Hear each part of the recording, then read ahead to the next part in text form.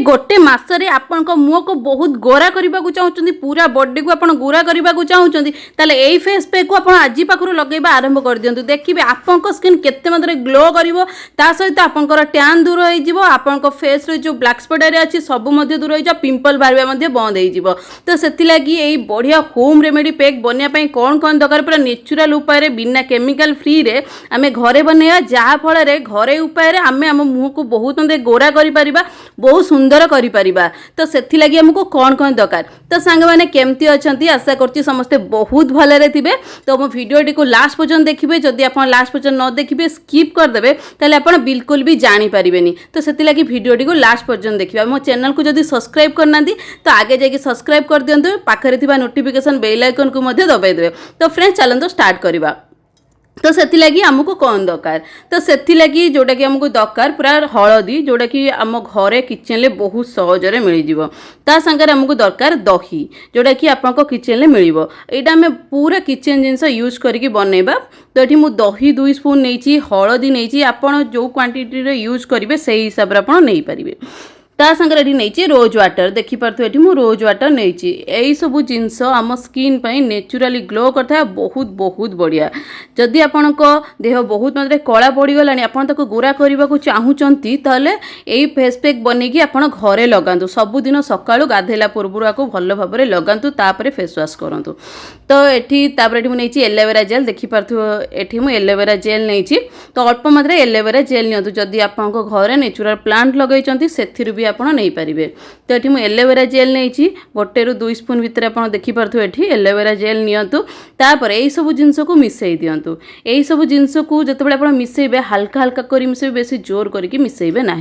तो आपको मिसैला किछि समय छाड़ी दिंतु जदि ड्राए हो जाऊँगी से नड़िया तेल आप पकई दिंतु तो ये देखूँ मोर यहाँ पूरा ड्राए टिके हो जाऊँगी से लगे मुझे कोकोनट ऑयल पकई अल्प मात्रा 1 ରୁ 2 स्पून ये नड़िया तेल नियंतु ये मुझे देखुए पैराशूटर कोकोनट ऑयल नहीं तो ये मुझे अल्प मात्रा 2 स्पून ये कोकोनट ऑयल पकई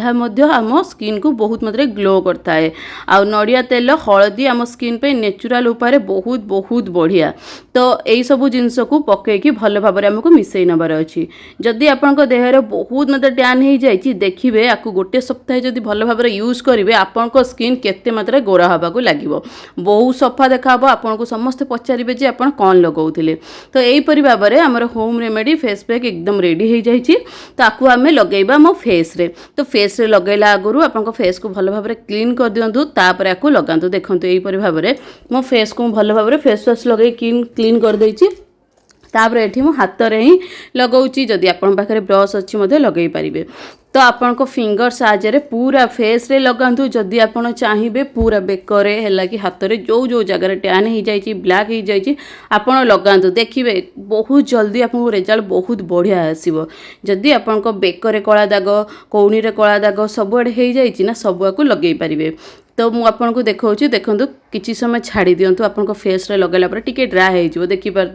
अल्प मात्रा ड्राए है आपण फिंगर साइज भल भाव में मसाज करूँ यहीपरि भाव में मसाज करूँ आपड़ जो वीडियो देखुंत ये पूरा नेचुरल उपाय बहुत बढ़िया स्किन केयर मु कहूँ जदि आपको भल भाव में यूज करेंगे देखिए आपको बहुत भल रिजल्ट मिल तापर फेस वाश करनी तार रिजल्ट आप देखूँ मो फेस केते ग्लो कर पॉन्ड्स मॉइस्चराइजर हल्का कि नौ लगे दूची तो आपण जहाँ एप्लाय करती मॉइस्चराइजर से नहीं एप्लाय करेंगे तो ये मो फेस रे भल भाव में एप्लाय करनी देखूँ मो फेस केते ग्लेज करमती जदि आप चाहूँगी आपण स्किन नेचुरली ग्लो करूँ ताले ए टिप्स को निश्चित फॉलो करूँ आपको बहुत बढ़िया रिजल्ट मिल वीडियो भल लगे लाइक शेयर सब्सक्राइब करूँ थैंक यू सांग मैंने बाय बाय।